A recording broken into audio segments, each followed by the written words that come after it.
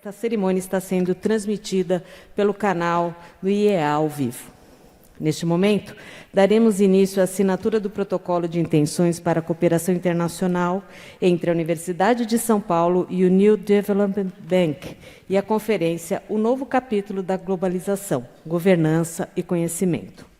Este encontro dá continuidade a uma série de diálogos com dirigentes de organismos incidentes na governança global, inaugurada com o secretário-geral da Organização para a Cooperação e o Desenvolvimento Econômico, Dr. Ángel Gurría, em 6 de maio de 21. Doutor em Sociologia pela USP, com tese defendida em 2005 sobre Poder e Prosperidade, Cenário Mundial e Nova Economia. Marcos Troijo é uma combinação virtuosa de servidor público, intelectual e empreendedor, de ideias amplas e inovadoras e de comunicação objetiva e didática. É o primeiro ex-aluno desta universidade a presidir um banco multilateral. Compõe a mesa o professor Dr. Carlos Gilberto Carlotti Júnior, magnífico reitor da Universidade de São Paulo, a professora doutora Maria Arminda do Nascimento Arruda, vice-reitora da Universidade, Dr. Marcos Prado Troijo, atual presidente do New Development Bank, o Banco dos BRICS, e o professor Dr. Guilherme Eriplonsky, diretor do Instituto de Estudos Avançados. Destacamos e registramos a presença das seguintes autoridades que se registraram: professor Dr. Wilson Aparecido Parejo Calvo, superintendente do IPEM, Antônio Carlos Rodrigues do Amaral, diretor acadêmico do Centro Mackenzie de Estudos Avançados em Políticas Públicas e de Integridade, Paulo Nussenweig, pró-reitor de Pesquisa e Inovação, Fernando Facuri Scaff, superintendente jurídico, Luiz Henrique Catalani, coordenador da Agência USP de Inovação, Silvio Silvério da Silva, diretor da Escola de Engenharia de Lorena, José Soares Ferreira Neto, diretor da Faculdade de Medicina Veterinária e Zootecnia, Amâncio Jorge Silva Nunes de Oliveira, vice-diretor do Museu Paulista. Ao decorrer desta cerimônia, mais autoridades serão anunciadas. Ouviremos agora as palavras de boas-vindas do professor Dr. Guilherme Eriplonsky, diretor do Instituto de Estudos Avançados.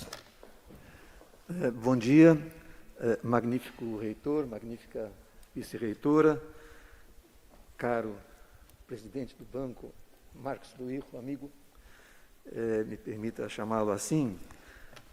Para você, então,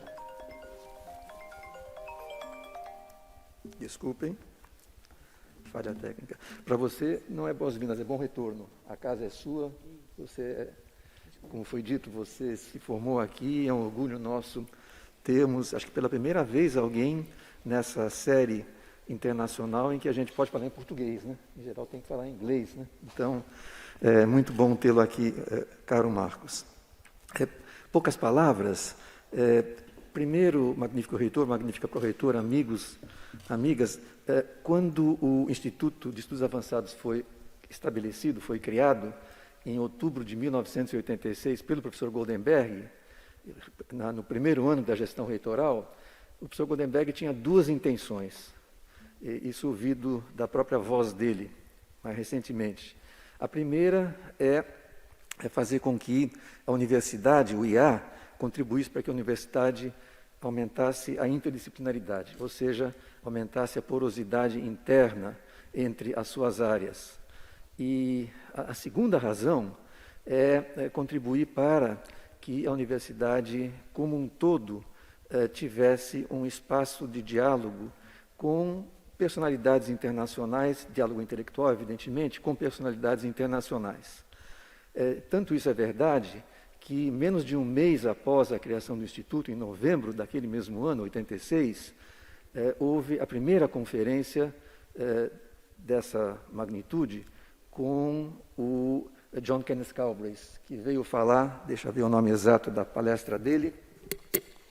O nome exato da palestra dele é Controle de Armamentos e Poder Militar, no dia 27 de novembro de 1986. O vídeo está disponível, se alguém tiver ainda interesse. Eu digo porque, infelizmente, o tema continua atual. Possivelmente o Marcos vai, em algum momento, suscitar também esse assunto. Eu queria cumprimentar e agradecer muito a vossa presença, queria agradecer especialmente as pessoas que vem à universidade na pessoa do Dr. Roberto Teixeira da Costa, que é o nosso patriarca do tema de comércio internacional, de inovações nesse campo. E eu queria dizer, Marcos, presidente Marcos, que eu tive muita satisfação de ler o documento que foi recentemente publicado pelo NDB, que é a Estratégia Geral para 22 a 26. Esses documentos de estratégia, por vezes, são, na verdade, soníferos, né? Mas esse documento eu, de fato, li, 36 páginas, muito interessantes, muito densas. O título é Scaling Up Development Finance for a Sustainable Future, e eu me permitiria chamar a atenção para algumas frases, né? A primeira delas é uma percepção de que o mundo, comércio internacional, como uma evidência, está indo, como está escrito lá em inglês, né? From brain to brain, né? Ou seja, de musculatura para cérebro, né? como o trade, né? A preocupação, portanto, do banco de taking tech and digital access deeper and further, agora com especial ênfase, o papel crucial, the crucial role of knowledge and innovation, e vem muito a calhar no momento em que a universidade amplia a potência da sua preocupação, que sempre houve com a inovação, ao transformar a Pró-Reitoria de Pesquisa em Pró-Reitoria de Pesquisa e Inovação. E, nesse sentido, a preocupação do banco já expressa nesse próprio documento, né, de que o conhecimento e a inovação são enablers, né, essenciais para que as proposições de valor do banco sejam implementadas. Então, nesse sentido, a preocupação do banco de fortalecer conhecimento, de ser um hub, um centro de conhecimento para benefício dos seus países membros e outros países emergentes e em desenvolvimento, e que o banco estabelecerá os necessários arranjos, né, com a academia, com especialistas de think tanks para essa finalidade. Nesse sentido, a partir, então, vamos dizer assim, de uma iniciativa, eu quero muito agradecer ao professor Alberto Pfeiffer, que está aqui, que, na verdade, é o artífice desse nosso encontro, a partir da intuição, ou da percepção, ou do conhecimento dele. Agora a gente vê que a gente está legitimado não só pela, vamos dizer assim, pela relação existente entre nós, família uspiana, mas pela governança do banco. E, nesse sentido, em alguns minutos, com a anuência do reitor e sua, celebraremos, então, uma carta de intenção, ainda, evidentemente, com a necessidade de estabelecer áreas e temas, mas, pelo menos, registrando, né, o nosso desejo de, junto, evidentemente, com as outras iniciativas do banco, podermos ser útil em temas que você conhece bem a universidade, que são bastante amplos. Então, é uma alegria tê-lo aqui. Muito obrigado. Essa conferência de hoje também nos estimulará intelectualmente, mas nesse momento a gente está ainda na fase de celebração desse acordo. Muito obrigado.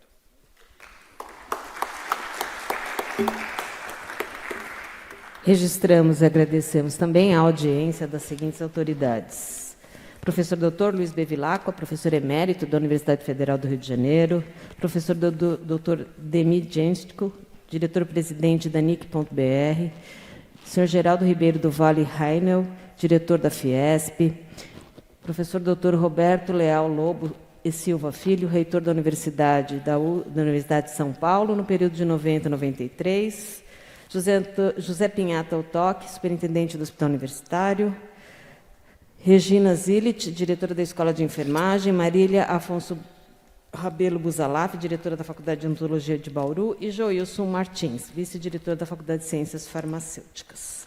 Teremos, neste momento, a assinatura do protocolo de intenções para a cooperação internacional entre a Universidade de São Paulo, sob interesse do Instituto de Estudos Avançados, e o New Development Bank, Banco Multilateral de Desenvolvimento, estabelecido pelo Acordo sobre o New Development Bank entre os governos da República Federativa do Brasil, da Federação Russa, da República da Índia, da República Popular da China e da República da África do Sul. assinam este documento. Pela Universidade de São Paulo, o professor Dr. Carlos Gilberto Carlotti Júnior, magnífico reitor, e pelo New Development Bank, professor o Dr. Marcos Prado Troirro, presidente.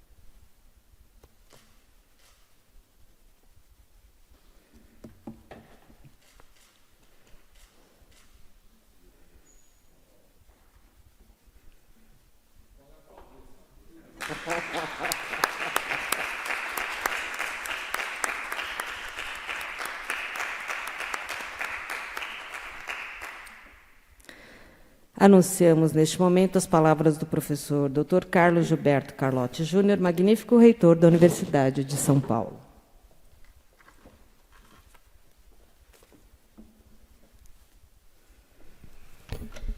Gostaria de saudar, em nome de toda a comunidade da USP, a professora Maria Arminda, nossa vice-reitora. Gostaria de saudar o nosso convidado de honra, o Marcos Prado Troirro. A pronúncia é assim mesmo, Troirro? E, felizmente, um ex-aluno, um egresso da nossa universidade, um doutor pela Universidade de São Paulo, como a Silvia já comentou, o nosso sempre estimulador, professor Ari Plonsky, envolvido nos grandes momentos da nossa universidade. Em nome do nosso amigo Roberto Teixeira, saúdo a todos os colegas que não são da Universidade de São Paulo e hoje estão aqui online e presencial para esse evento. Um dos grandes objetivos dessa gestão reitoral é nós aumentarmos o contato com a sociedade. Quer dizer, a USP é bem reconhecida por formar pessoas com qualificação, por fazer pesquisa de qualidade, mas eu acho que nós podemos nos aproximar mais da sociedade do que nós temos feito nos últimos anos. E essa aproximação tem que ser feita de várias formas. A aproximação com a sociedade civil, a aproximação com as nossas políticas públicas, com empresas que queiram ter acesso aos laboratórios, desenvolvimento que ocorre aqui na universidade. Eu acho que isso vai ser o grande diferencial, a grande medida das universidades mundiais, vai ser qual o impacto que elas causam, tanto local, quanto regional, quanto mundial, e não somente o número de trabalhos publicados, o fator de impacto produzido.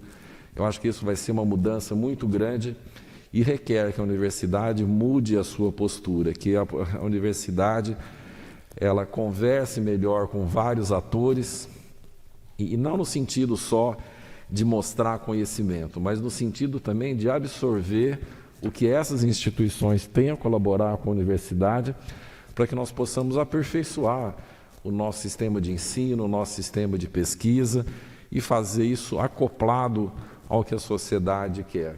Por exemplo, nós não podemos abrir um curso de graduação sem saber se a população quer aquele curso de graduação. E muitas vezes nós tomamos algumas decisões, mudamos currículos, fazemos algumas ações sem conversar bem com esses atores externos. Eu acho que essa colaboração com o Banco dos BRICS é um exemplo. Quer dizer, nós vamos ter a expertise dos nossos colegas aqui, mas também vamos absorver muito daquilo que vocês podem colaborar com o IEA e com todas as, não é só o IEA e o IRI, mas com todas as nossas instituições, Faculdade de Economia, Escola Politécnica e a FEFELESH também, que é a sua unidade da professora, mas eu acho que isso é muito bom.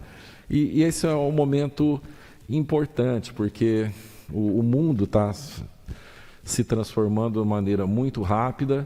Durante a pandemia, nós tivemos uma realidade que nós não estávamos acostumados, quer dizer, nós tínhamos uma globalização muito grande, de repente, as comunicações, as rotas de produtos, as produções acabaram se modificando. Certamente isso vai ter uma repercussão em todos os países, o modo de produzir, o modo de comprar, o quanto você coloca produtos estratégicos que são feitos em outros países, o quanto você vai fazer no seu país, o quanto você vai verticalizar na sua produção. E obviamente, o Marcos vai ter um trabalho muito grande, porque no BRICS, no conjunto dos países do BRICS, nós temos 2 grandes atores que estão modificando muito nos últimos tempos. Nós temos um país que tem uma guerra na Europa, né, quando nós não acreditávamos que nós pudéssemos ter novamente uma guerra na Europa, e tivemos o epicentro da Covid na China, que acabou fechando o mercado da China, a produção da China.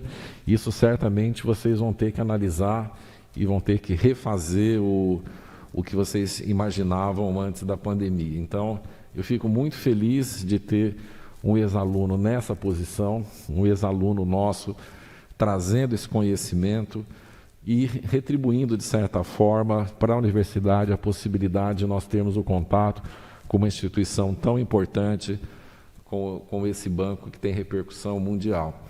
Então, assim, professor Ari, parabéns pela iniciativa, parabéns por por essa organização, parabéns por encontrar parceiros que realmente colaborem com a Universidade de São Paulo e que nós também, dentro da nossa expertise, possamos colaborar.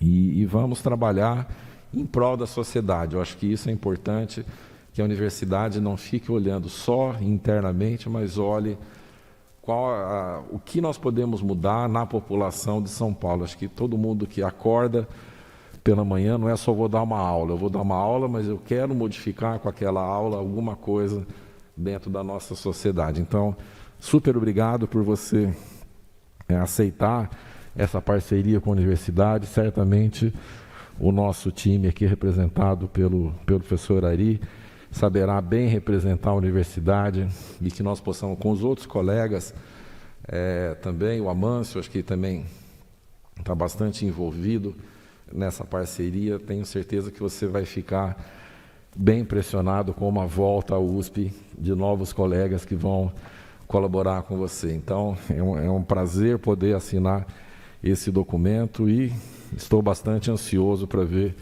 qual é a sua visão como presidente de um grande banco mundial agora, do que você tem para nos dizer a partir dessas realidades que eu comentei. Então, muito obrigado por você dar a oportunidade à USP de participar dessa celebração, desse convênio. Muito obrigado.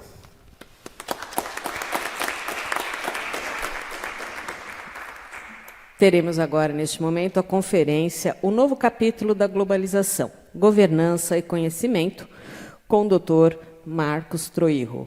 Solicitamos às autoridades da mesa que tomem assento na plateia. Obrigada.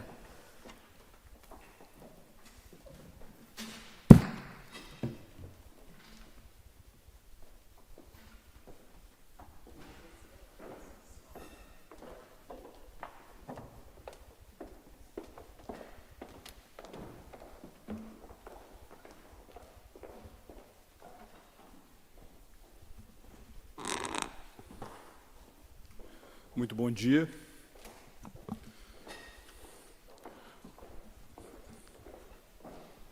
Magnífico reitor Carlotti, professor, obrigado pela acolhida tão generosa. Um prazer rever a magnífica reitora, vice-reitora Maria Arminda. Falávamos há pouco sobre o grande professor Fernando Mourão, que eu tive a honra de contar como orientador no meu mestrado e no meu doutorado aqui na Universidade de São Paulo. Professor Ari Plonsky. Professor Ari Plonsky, nós nos conhecemos há mais de 30 anos, entre outras razões porque eu comecei a minha carreira diplomática no Departamento de Ciência e Tecnologia do Ministério das Relações Exteriores. E o professor Ari Plonsky sempre foi uma ponta de lança daquilo que se faz em termos de excelência na ciência e na tecnologia no Brasil. Tivemos em várias missões internacionais juntas, então é uma grande alegria estar aqui no Instituto de Estudos Avançados e, mais uma vez, retomar a nossa conexão. O professor Alberto Pfeiffer, meu querido amigo, grande especialista em geopolítica, em relações internacionais, cuja fama e o respeito já correu o mundo. Muito obrigado pela iniciativa de organização dessa fala aqui. Tem tantos amigos aqui, eu vou cumprimentar todos na figura do Roberto Teixeira da Costa, que é um paradigma da atuação no setor privado, no setor do conhecimento em relações internacionais, e que foi meu colega também como professor visitante lá na Universidade de Colômbia, em Nova York, durante algum tempo. Professor Carlotti, nós nos encontramos neste 10 de agosto de 2022, num daqueles momentos em que os historiadores, né, daqui a 100 anos, 150 anos, olham e veem nesse momento uma mudança de época, né? Veem nesse momento o início de um novo ciclo, o início de um novo período. Nós estamos deixando alguma coisa para trás e estamos indo em direção a algo novo. É um momento de transição, né? É um momento de transição, entre outras coisas, na globalização. Eu, além das atividades que eu realizo, né, agora como ator num banco multilateral, eu sou um professor. E eu sempre gosto de começar a minha conversa com o meio acadêmico, com o meio do conhecimento, tentando criar uma forma muito sintética de responder uma pergunta que é uma pergunta transepocal, é uma pergunta que corre os séculos, mas que ela foi formulada tanto pelo Adam Smith, né, o grande economista escocês, na Riqueza das Nações, por que as nações enriquecem, como encontrou uma fórmula também, algo que indireta, numa obra publicada há mais ou menos 10 anos, por parte do grande professor turco do Instituto de Tecnologia de Massachusetts, né, o Darin Acemoglu, em que, por meio de um título, Por que as nações fracassam?, no limite ele busca responder à questão por que as nações dão certo, por que as nações têm êxito, por que as nações ficam mais prósperas, mais poderosas, mais prestigiosas, né? E eu, portanto, gostaria de começar essa conferência com a seguinte premissa: as nações ficam mais prósperas, as nações têm mais prestígio, elas têm mais influência, quando as nações conseguem se adaptar competitivamente aos contornos cambiantes da globalização. As nações se tornam mais prósperas, mais prestigiosas, mais poderosas quando elas conseguem se adaptar competitivamente aos contornos cambiantes da globalização. Então, é como se a globalização fosse uma espécie de um ar que nos envolve, né? Como se fosse uma espécie de ecossistema, como se fosse uma espécie de organismo que evolui. E se é um organismo que evolui, é verdade, então, que certas características, durante um determinado período de tempo, são as características que balizam a globalização, elas permanecem válidas e influentes durante um determinado período de tempo, mas depois elas mudam. Elas mudam. Por exemplo, se todas as pessoas que estão participando dessa conferência aqui, e aquelas que nos acompanham online, entrassem numa máquina do tempo, né, e nós pudéssemos viajar cerca de 30 anos, mais ou menos, para trás, quando eu e o professor Plonsky, nós nos conhecemos, os contornos da globalização eram razoavelmente diferentes daqueles que nós estamos vivendo hoje.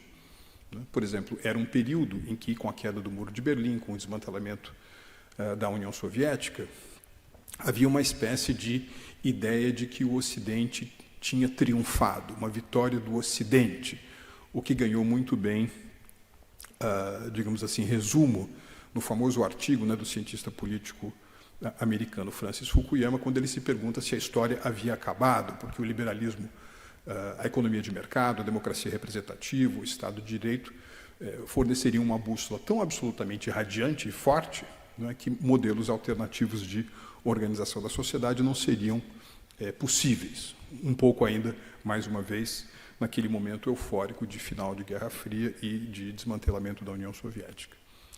Mais uma vez, 30 anos atrás, parecia forte uma tendência que, na realidade, só ganhou ímpeto nessas últimas 3 décadas, que é a alteração, a mudança do meridiano geoeconômico do mundo, do Greenwich geoeconômico do mundo, do Atlântico para o Pacífico. Agora, é curioso que no início da década de 90, final dos anos 80, se falava pouco sobre China, né? Aparentemente, né, o principal desafio a essa predominância do Ocidente nas relações internacionais, e particularmente nas relações econômicas internacionais, vinham do Japão, né? Aliás, no final dos anos 80, o Paul Kennedy, o famoso historiador da Universidade Yale, publicou um livro chamado The Rise and Fall of the Great Powers, Ascensão e Queda das Grandes Potências. E a capa do livro ilustrava a corrida por predominância no mundo como se fosse um rally de bicicleta. Então, havia lá o nosso planeta Terra, no topo do mundo, o tio Sam, representando os Estados Unidos, e subindo a ladeira, como se ia demonstrar que o principal desafio a essa predominância viria de um novo ator, subia na bicicleta um robusto lutador de sumô japonês. É impressionante, né, como nos anos 80 o Japão estava em voga. Pensem na teoria Z, pensem no método Just in Time, pensem no livro seminal do fundador da Sony, o Akio Morita, Made in Japan. Todo mundo lia aquilo. As escolas de administração foram invadidas por ideias técnicas e paradigmas de administração do Japão. Então, mais uma vez, uma predominância da Ásia, mas a locomotiva puxando esse trem adiante parecia ser a economia do Japão. Pouco se falava na economia da China. Uma terceira característica desse mundo do começo dos anos 90, a influência, né, da consolidação de gigantescos espaços de cooperação por meio de acordos de integração. Vejam o caso do Tratado de Maastricht, que aprofunda, né, a chamada União Europeia, criando as bases para que um pouco mais tarde viesse a se adotar o euro como moeda de referência e moeda circulante. É do início dos anos 90 também o nosso Mercosul aqui no sul da América do Sul. É dos anos 90 o Acordo de Livre Comércio da América do Norte, entre o Canadá, os Estados Unidos e o México. Eu servi como diplomata na delegação do Brasil na ONU nos anos 90.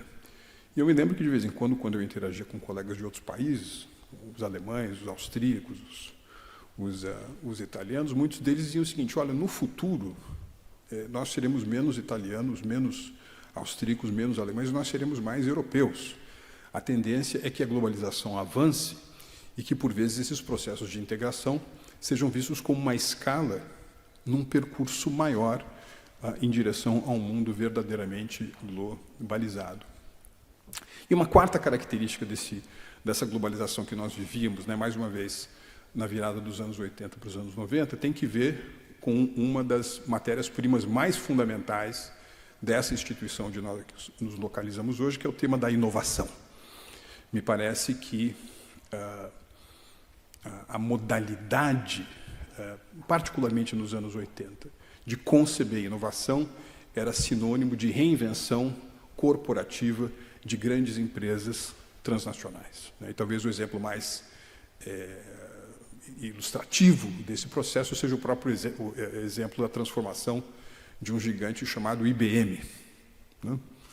Aliás, vocês se lembram o que quer dizer essas 3 letras originalmente? IBM? International Business Machines.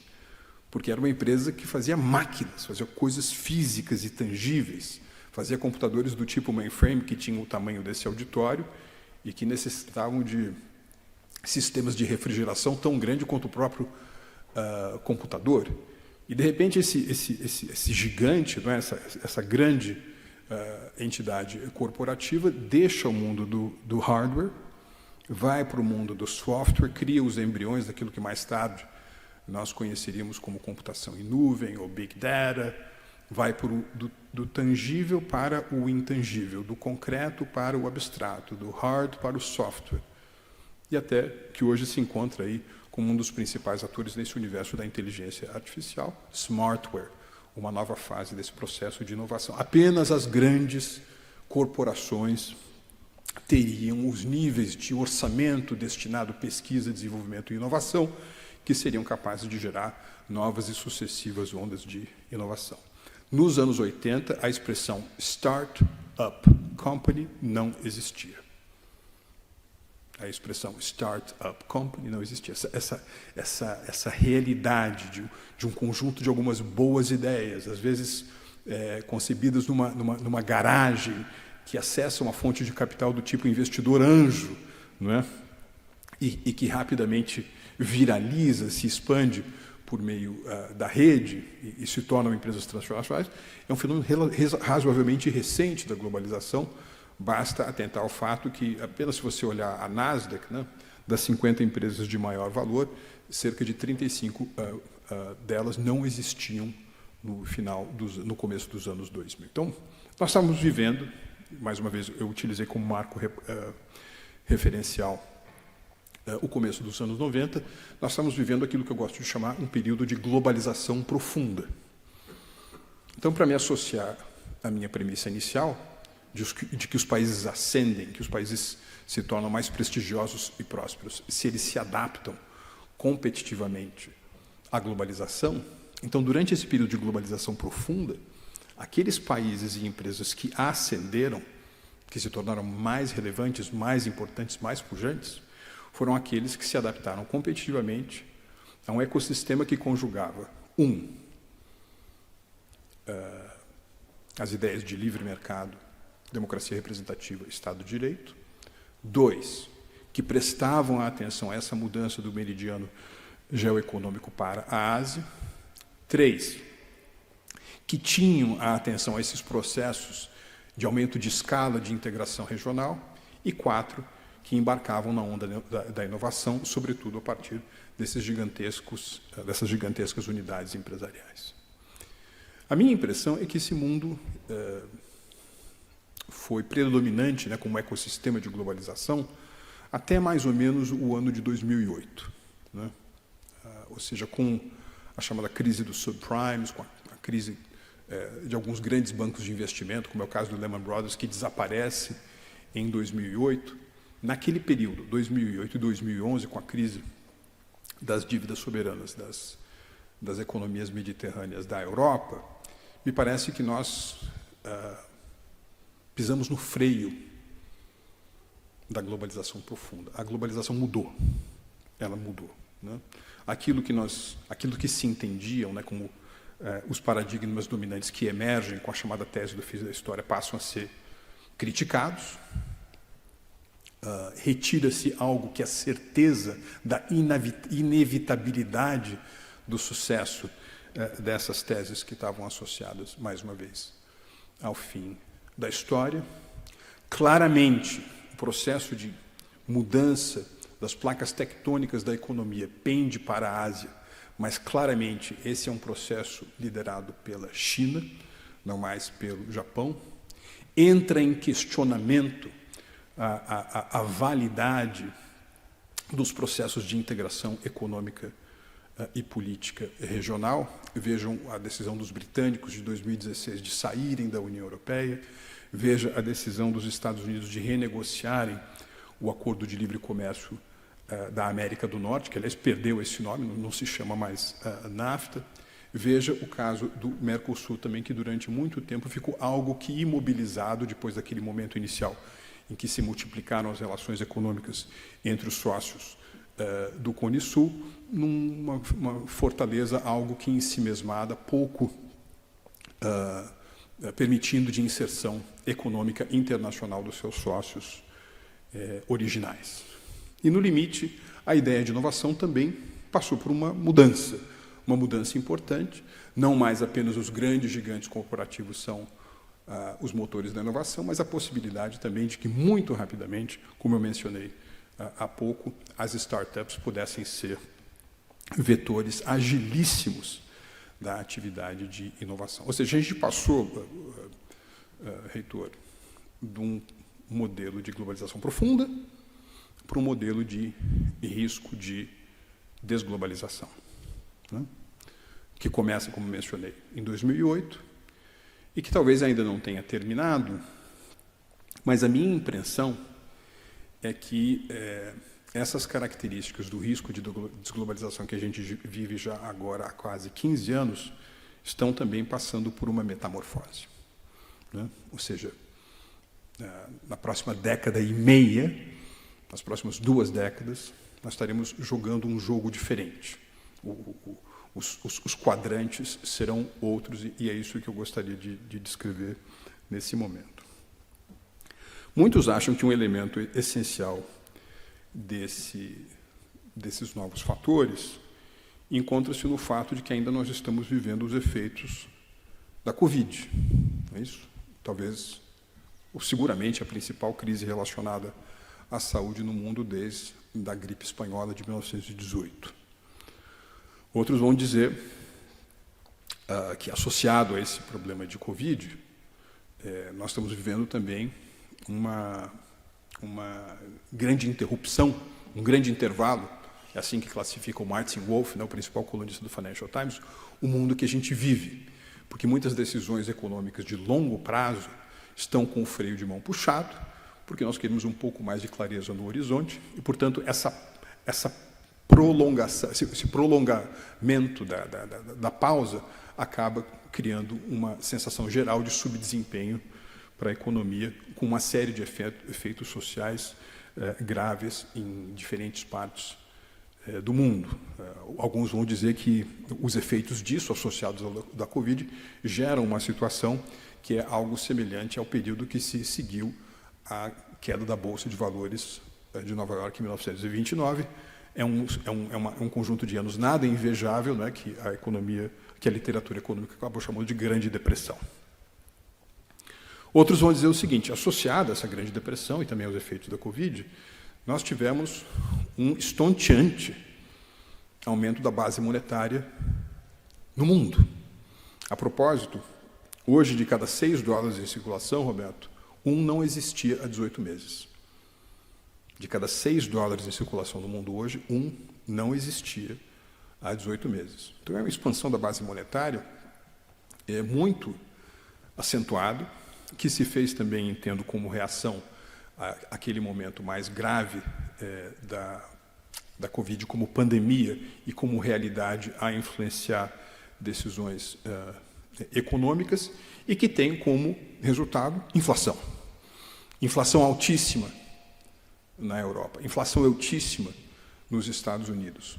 Alguns argumentando que nós estamos vivendo uma repetição daquele cenário de estagflação, ou seja, baixo crescimento, possível recessão e preços altos, que marcou a virada dos anos 70 e dos anos 80 e que prenunciou, dentre outras situações catastróficas, a crise da dívida dos países latino-americanos nos anos 80, período que foi conhecido como a década perdida. Não é isso? Muitos se lembram aqui que no momento em que Paul Volcker chega ao Fed, no Banco Central Americano, ele leva a um repique dramático da prime rate. Muitos dos passivos soberanos dos países latino-americanos estavam determinados a taxas flutuantes, e isso acabou levando à moratória do México e à moratória do Brasil em 1987. E ainda, um outro fator que também se mencionou aqui, talvez na Europa nós estejamos vivendo a situação mais tensa, mais delicada, desde o final da Segunda Guerra Mundial. Portanto, um conjunto de 4 vetores fragmentários, nada suaves, muito graves. Agora, na minha opinião, professor, esse conjunto de 4 vetores fragmentários esse conjunto não é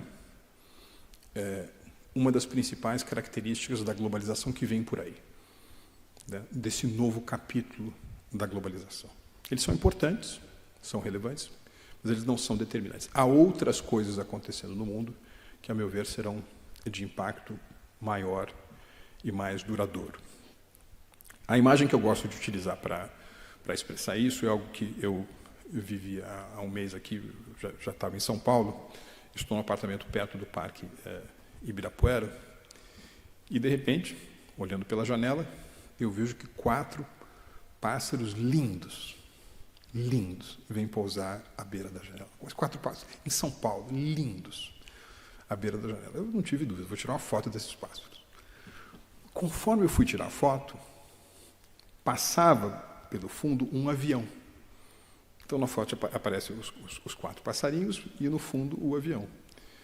E, por conta do efeito óptico, alguém que olha aquilo ali diz assim, puxa, esse objeto, um pássaro, é maior do que um avião.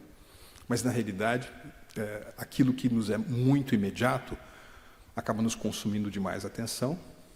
É natural que isso aconteça, é humano que isso aconteça, mas há algo mais profundo e determinante transcorrendo no pano de fundo. E eu acho que esse fenômeno dominante é aquilo que pode ser caracterizado pela seguinte comparação. Se nós levarmos em consideração hoje, mesmo nesse ano dificílimo de 2022, o produto interno bruto combinado, medido pelo critério da paridade do poder de compra, dos países do chamado G7, não é isso? As economias industriais maduras do G7, Estados Unidos, Japão, Alemanha, França, Reino Unido, Itália e Canadá, nós estaremos falando de um PIB combinado de 49 trilhões de dólares. Essa é a soma da economia do G7. Agora, se nós somarmos o produto interno bruto, mais uma vez, medido pela paridade do poder de compra, em 2022, do que eu gosto de chamar de E7, as 7 maiores economias emergentes, vamos lá, China, Índia, Brasil, Indonésia, Rússia, México e Canadá, nós estaremos falando de um PIB combinado, em 2022, de 60 trilhões de dólares. Hoje, na riqueza medida pela paridade do poder de compra, os E7 já são 20% maior no estoque do que os G7. Isso é uma coisa muito importante. Se mencionou aqui que uma das maneiras de se referir ao novo Banco de Desenvolvimento é chamado de Banco dos BRICS. Por quê? Porque eles foram fundados pelos BRICS. Agora, em 2001, quando esse conceito aparece pela primeira vez, e ele aparece a partir de um estudo do banco de investimento Goldman Sachs, que está lá trabalhando a sua bola de cristal para ver quais serão as grandes economias do mundo pelo ano 2030, ele vai dizer o seguinte, olha, Brasil, Rússia, Índia e China terão fatias cada vez maiores do PIB global. Quem fez essa projeção acertou. É claro que se imaginava numa contribuição muito maior de Brasil e Rússia para essa tal mudança de placas tectônicas, mas ela veio, sobretudo, a partir da expansão estonteante de China e também de Índia. Ora, isso significa uma série de mudanças, e mais uma vez eu volto a mencionar o novo capítulo da globalização, que vão marcar o mundo para os próximos 15, 20 anos. E uma delas significa que as redes globais de valor, por favor percebam aqui que eu estou usando a expressão redes globais de valor, e não cadeias globais de suprimento, global supply chains, porque esse é um fenômeno muito mais abrangente em escopo do que apenas a questão da produção em si, da oferta em si, do suprimento, do supply em si. Ele abarca as redes globais de demanda, ele abarca as redes globais de marketing, ele abarca as redes globais de pesquisa, desenvolvimento e inovação, portanto, as redes globais de conhecimento. Ele afeta as redes globais e ele afeta aquilo que parece até uma expressão antiquada, né? Mas eu vou usar assim mesmo, a divisão internacional do trabalho. E acho que não existe exemplo mais ilustrativo de como isso é verdadeiro do que fazer uma radiografia do perfil do comércio exterior do Brasil. O professor Carlotti, no ano de 2001, o comércio bilateral entre o Brasil e a China era de $1 bilhão por ano. Hoje o comércio entre o Brasil e a China é de $1 bilhão a cada 60 horas. No ano de 2021, mais uma vez um ano difícil, no ano de 2021, o Brasil exportou mais para Singapura do que para a Alemanha. O Brasil exportou mais para a Malásia do que para a Itália. O Brasil exportou mais para a Tailândia do que para a França. O Brasil exportou mais para a Coreia do Sul do que para a Espanha. E o Brasil exportou mais para Bangladesh do que para a Dinamarca, para a Noruega, para a Austrália, para a Nova Zelândia e para Israel, juntos. Resultado, um pouco dessa mudança dos fluxos de riqueza pelo mundo. Em 2021, o Brasil teve uma corrente comercial, uma soma de exportações e importações, de $500 bilhão. Teve exportações de $280 bilhões. E teve o superávit comercial de $61 bilhões. É a maior corrente comercial da história, é o maior nível de exportações da história, é o maior superávit comercial da história. E se você ler os números de 2022, que aliás saíram ontem, né, de janeiro a julho, sabe onde é que nós estamos? 20% acima do que nós estávamos no ano passado. É de toda probabilidade, Roberto, que nós fechemos 2022 com $600 bilhões de corrente comercial. Sabe o que isso significa? Vou dar um exemplo. Eu, antes de assumir essa função agora, eu fui secretário especial de Comércio Exterior e Assuntos Internacionais do Ministério da Economia. Então, pouco antes de começar o governo, eu fiz um estudo sobre o grau de abertura das economias, né? Tem tantas maneiras de você medir isso, mas um dos critérios que se utiliza é você somar o total de exportações ao total de importações e tentar perceber quanto isso representa, do ponto de vista percentual, do PIB de um determinado país. Vou dar um exemplo. A China, quando ela crescia 12, 13% ao ano, ela tinha 65% do PIB dela, no começo dos anos 2000, por exemplo, resultantes da soma de importações e importações. Hoje a China cresce entre 4,5% e 5%, ela tem 37% do PIB dela representado pela soma de importações e exportações. O Brasil, em 2018, tinha 19% do produto interno bruto resultante da soma de importações e importações. Só 3 países do mundo, professor Pontes, que tinham um percentual menor do que o Brasil, em 2018. Cuba, Sudão e o Turcomenistão. Todos os outros países, de acordo com a fonte de dados do Banco Mundial, têm um grau de abertura medido pela soma de exportações e importações maior do que o Brasil. Se nós levarmos em consideração o PIB nominal do Brasil de 1,8 trilhões de dólares em 2022 e que a gente venha a ter uma corrente comercial de 600 bi, isso significa que nós teremos uma corrente comercial ao norte de 30% do nosso produto interno bruto. É algo muito relevante. Sabe por quê? Eu vou dar a dimensão comparativa do que essas coisas significam. Quando esse governo começou, uma das prioridades era a reforma da Previdência Social. O ministro da Economia, por exemplo, trabalhou muito para obter R$1 trilhão de economia aos cofres públicos com a reforma da Previdência Social.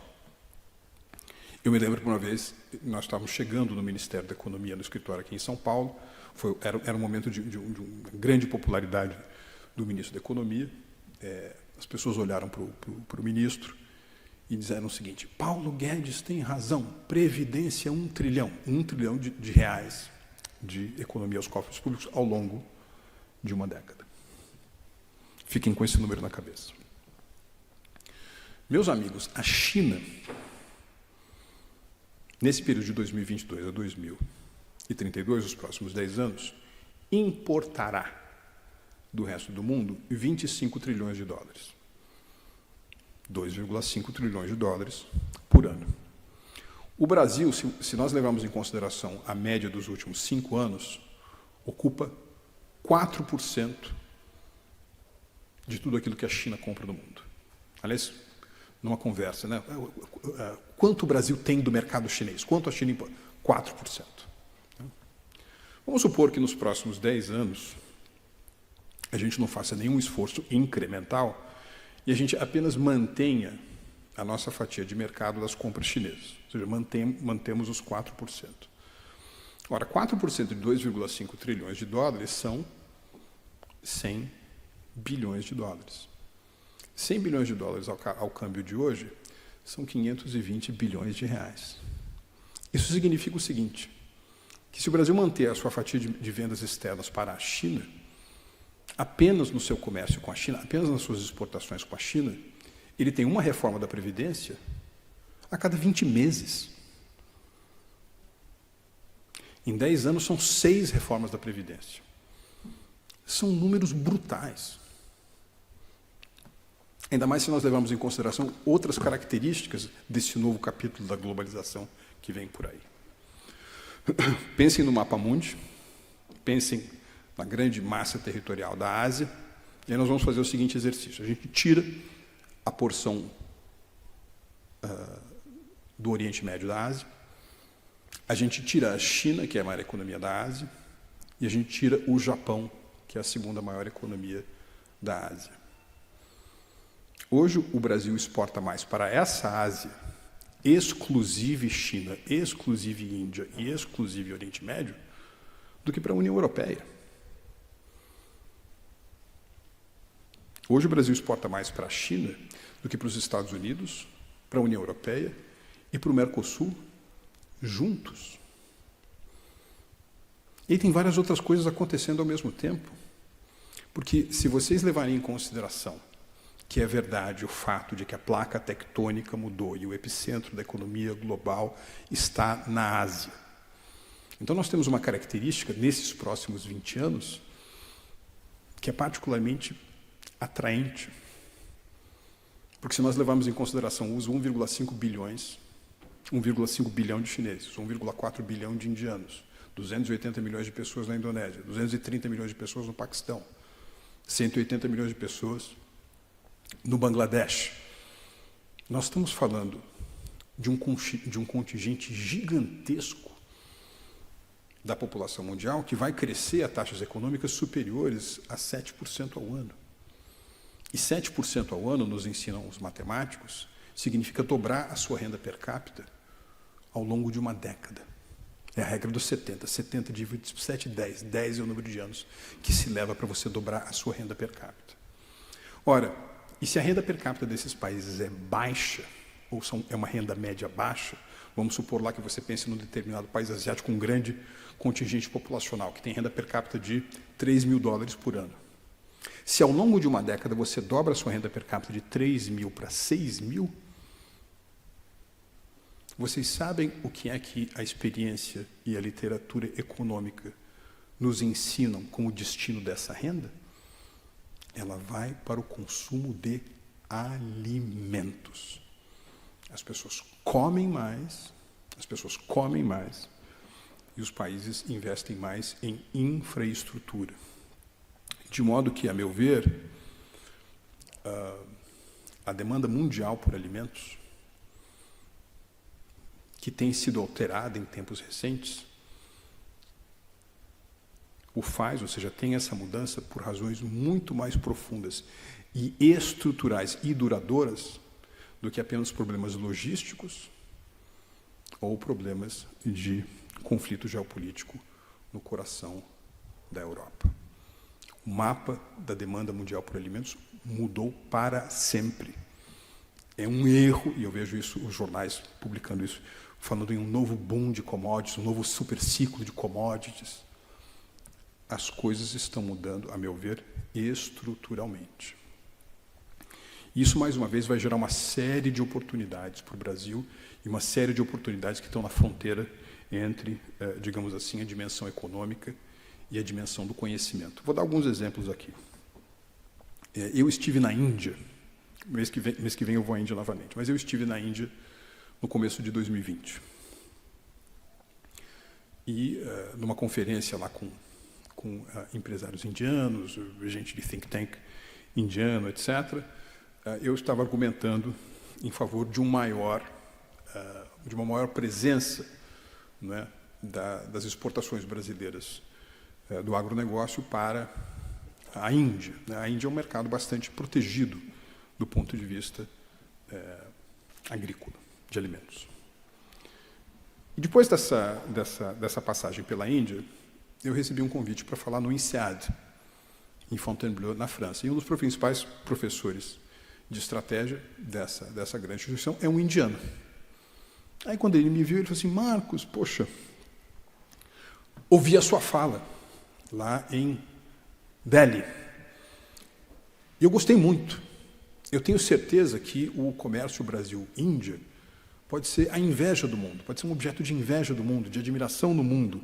E eu tenho certeza que ele poderá ser o principal comércio de água do mundo. Ele usou a expressão em inglês, water trade. E eu até pensei comigo mesmo, será que ele usou uma expressão técnica que eu não conheço, né? Water trade, o que é isso? Mas não, ele estava falando sobre água mesmo. Porque depois eu vim saber, por exemplo, por que vocês acham que a China importa tanta soja e produz tanto milho domesticamente? É que para fazer uma tonelada de soja, para você produzir uma tonelada de soja, você precisa de 4 vezes mais água do que produzir uma tonelada de milho. Então, tudo bem, a gente pode achar que a gente está exportando soja, mas, na realidade, nós estamos exportando água. Água. De cada 10 litros de água que as sociedades consomem, 7 vão para a agricultura. Os outros 3 é que vão para utilização da alimentação, higiene, saneamento básico. E esses países de grande contingente populacional e altíssima, elevada taxa de crescimento, China, Índia, problemas muito graves de água. E nós temos água, o Brasil tem água. Utilizar essa dimensão do nosso conhecimento para fazer um uso sustentável dos nossos recursos hídricos para a competitividade do Brasil é algo essencial. Não há uma região dos Estados Unidos chamada Vale do Silício e se associa a ideia do silício à ideia de microprocessadores? O Brasil é um grande... Não, Silicon Valley, isso? O Brasil é um grande Water Valley. O Brasil é um grande vale da água. Algo fundamental para esse novo capítulo da globalização que vem aí. Porque as coisas só vão aumentar em proporção. Nós estamos vivendo uma situação, vejam que coisa curiosa, em que, agora pelo critério do PIB nominal, o PIB medido pelo dólar corrente, a maior economia do mundo continua sendo os Estados Unidos, 25 trilhões de dólares. A segunda maior economia do mundo é a China, 20 trilhões de dólares. E a terceira maior economia do mundo, professor Ponsky, é o Japão, 5,5 tri de dólares. Então, vamos supor que durante os próximos 10 anos, a China cresça 4% ao ano, com uma base, um estoque de 20 trilhões. Isso significa o seguinte, que daqui a 10 anos, a maior economia do mundo será ou os Estados Unidos e a China, pelo critério do PIB nominal. A segunda maior economia do mundo será ou os Estados Unidos ou a China, dependendo do critério do PIB nominal.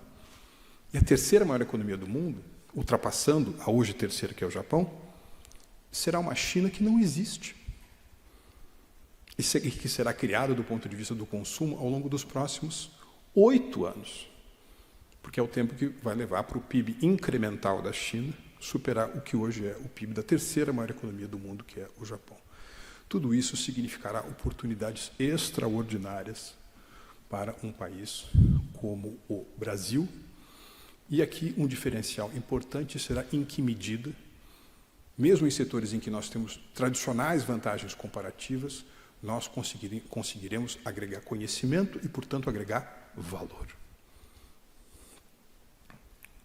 Parâmetros desse novo capítulo da globalização. 1. O mundo emergente, economicamente, fica mais relevante do que o mundo industrial ou pós-industrial.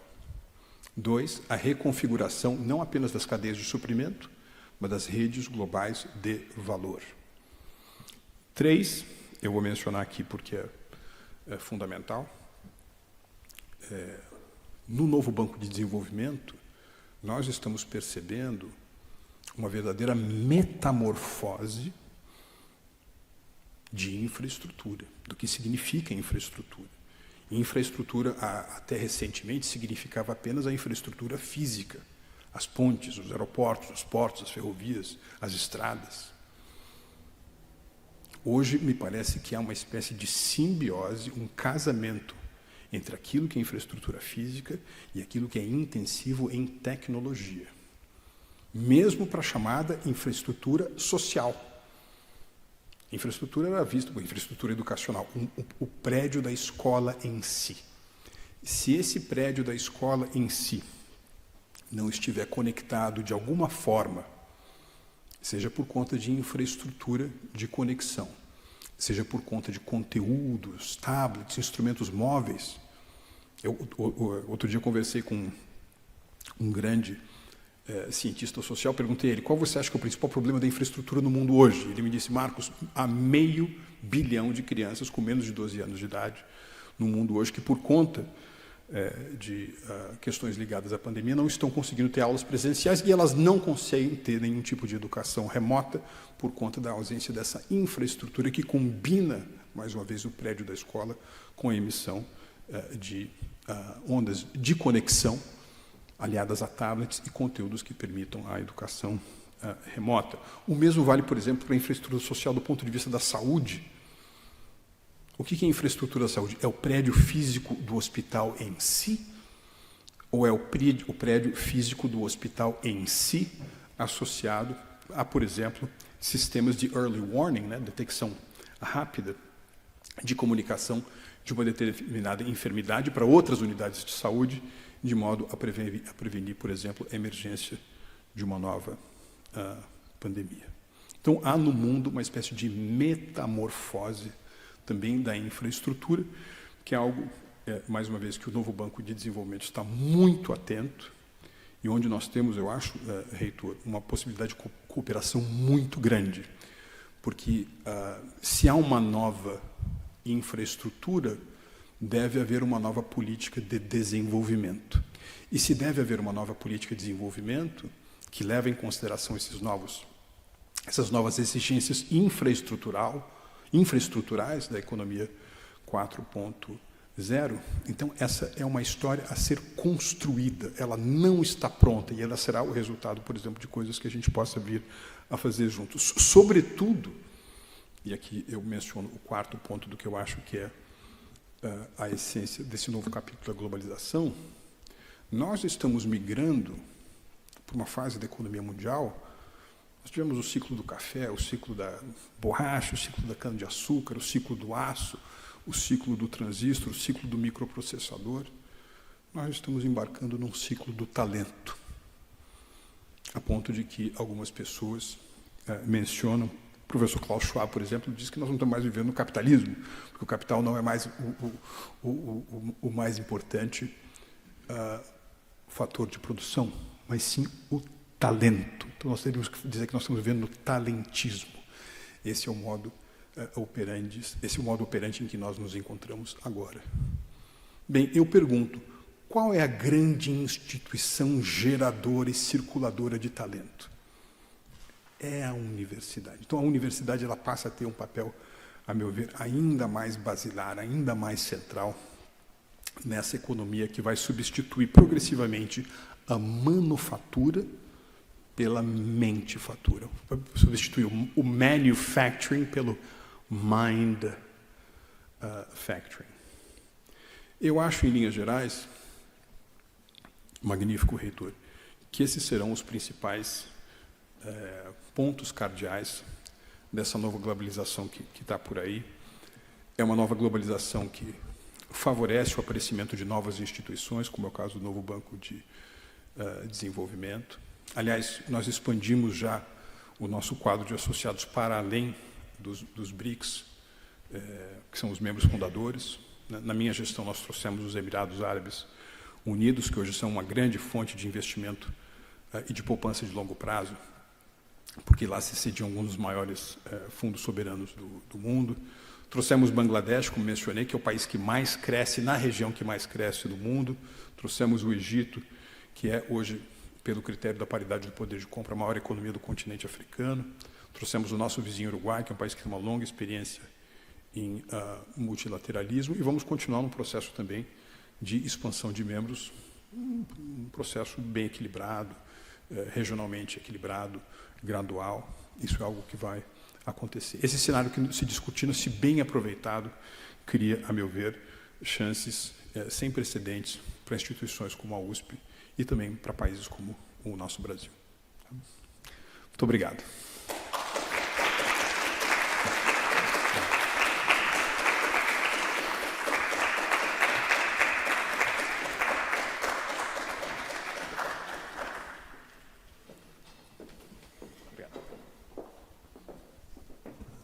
Anunciamos neste momento o término desta conferência.